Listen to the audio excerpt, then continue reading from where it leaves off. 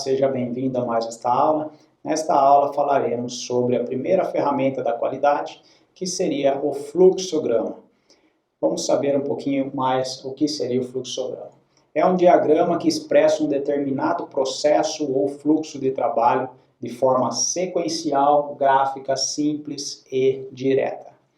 Bem, ele pode ser aplicado em qualquer tipo de cenário, qualquer processos, sejam eles processos de fabricação, projetos, até mesmo processos office, processos administrativos. E ele é de suma importância para você conseguir ter um reconhecimento real de como as coisas, as atividades acontecem dentro do processo para que você possa, posteriormente, analisar se estão sendo realizadas essas atividades conforme deveriam ser e também para se pensar em melhorias nesse processo.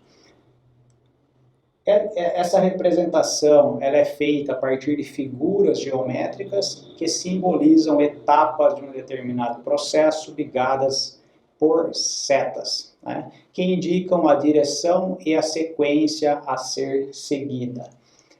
A existência do fluxograma ele permite uma linguagem universal.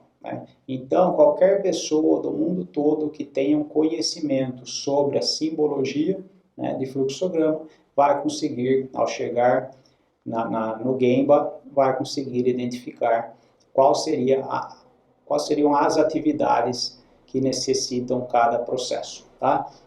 Então, existe uma simbologia básica, tá? Essa é a simbologia básica do fluxograma, onde você tem aqui pontos de início e ou de término, tá?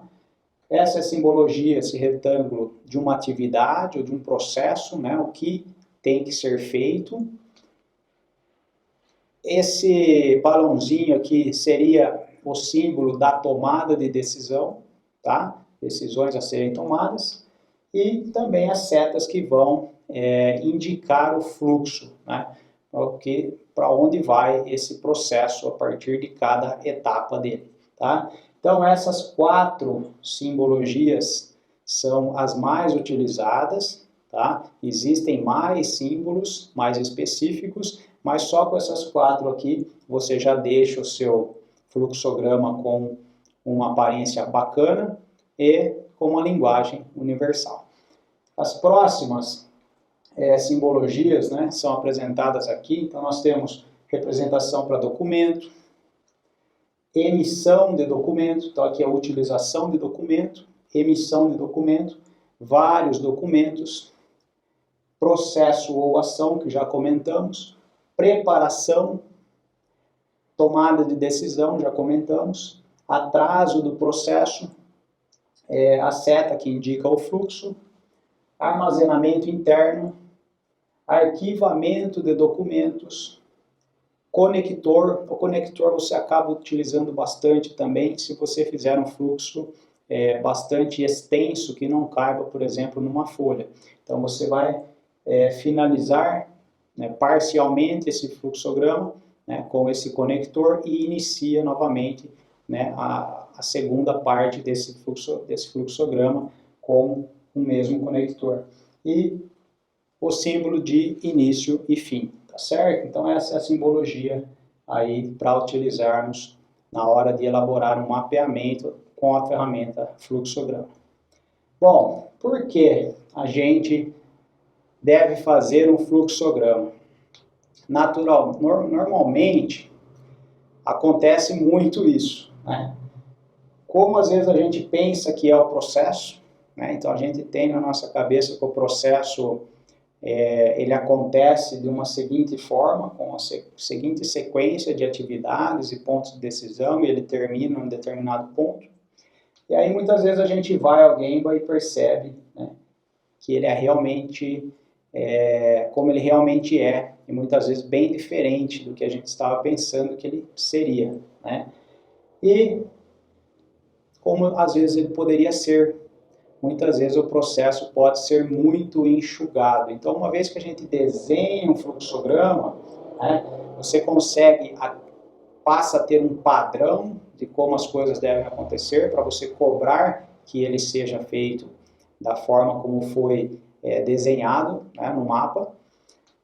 Por isso que esse mapa ele tem que ser muito bem pensado para você também não padronizar desperdício, né? Então você muitas vezes tem que pensar, né, antes ali o como ele poderia ser antes de formalizar. Mas tudo bem, nada é tão bom que não possa ser melhorado. Então você padroniza e com o tempo você vai, né, realizando kaizens de melhoria e você vai melhorando e enxugando esse processo, tá certo? Como fazer um fluxograma? O primeiro ponto aí é definir o processo que será representado. Então, você precisa pensar em processos, normalmente, o ideal é fazer processos mais complexos primeiro, tá? Porque uma vez que você consiga já mapear um processo mais complexo, e até mesmo que você já tenha feito melhorias neles, é muito mais fácil depois para você replicá-los, né? Replicar esses fluxogramas já com melhorias também para processos melhores, tá certo? Definir o escopo do projeto, né? Então, o que você quer enxergar nesse mapa, né? Nesse mapeamento aí utilizando o fluxograma. Qual o início e o fim? Onde começa, onde termina o seu processo, né? Ou os processos, dependendo do que você vai analisar. Então, aqui, para esse processo aqui, para esse exemplo que eu fiz aqui embaixo, né? Nós temos aqui contato do cliente, solicitação de serviço, elaboração de proposta, uma tomada de decisão, a proposta foi ou não aceita, se sim, segue para a elaboração de contrato, se não, volta para uma nova elaboração de proposta, né? E aí, aqui, esse escopo fechou, terminou aqui na assinatura do contrato. É só o que eu queria enxergar. Ah, mas se eu quisesse ir até a fabricação e a entrega do pedido lá para o cliente. Ok, né? Então essa é a definição do escopo do projeto. Até onde você quer enxergar no seu mapa, tá certo? E levantar as atividades, você tem que ter um cuidado aí para identificar todas as atividades necessárias, né? Quais são atividades, quais são os pontos de decisão, o que será feito, aonde vai ter que se caminhar o fluxo após uma tomada de decisão, seja ela positiva ou negativa, né? E por último, desenhar os símbolos corretamente, né? Para que ele tenha uma linguagem universal, tá certo? Aí você recebe a visita de um gringo lá, qualquer pessoa consegue identificar, né, qual é os passos desse processo, tá certo? E aqui, uma definição macro de escopo, né, um exemplo de definição macro aí de um escopo, né, para o processo cortar grama. Então, essa é a forma como a minha esposa acha que é, tá? Quando ela pede para mim, Bruno, vai cortar grama lá, tá precisando cortar a grama do fundo de casa. Tem uma área gramada lá, ela pensa que é fácil assim, né?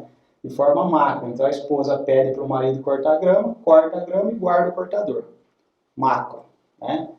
E aqui, depois de pensar nesse macro, nós temos que pensar, né, em todas as etapas do processo, como ele realmente acontece, né?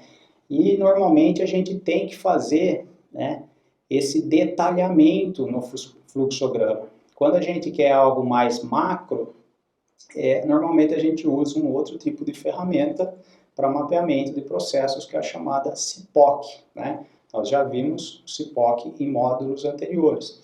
Então, é uma visão ali, uma fotografia tirada de helicóptero. Aqui não, aqui nós temos que realmente detalhar. Então, como ficaria aqui nesse exemplo ilustrativo aqui? Esposa pede para o marido cortar grama, tem que abrir a porta da garagem, precisa pegar o cortador de grama na garagem, precisa checar se o cortador tem combustível ou não, né?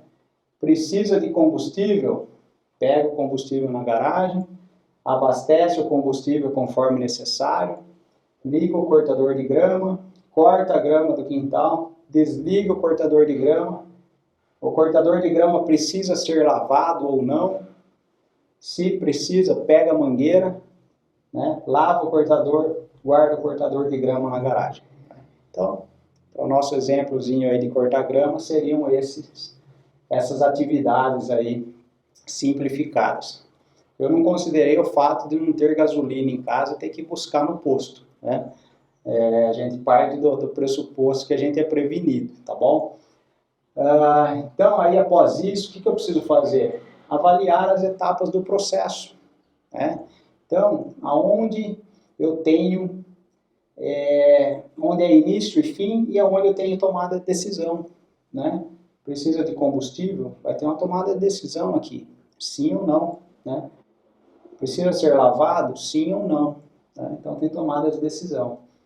É legal se você tiver post-it, você fazer primeiramente num post-it para depois jogar no computador, né, para formalizar, imprimir, deixar bonitinho ali para você expor, né, para os demais colaboradores. Principalmente se for um fluxograma funcional, eu vou mostrar um exemplo para você mais à frente, onde você tem várias funções, né, várias pessoas, né, em departamentos diferentes dentro desse mesmo processo, você pode colocar, por exemplo, um post-it de cada cor para cada departamento, para cada pessoa aí, tá certo?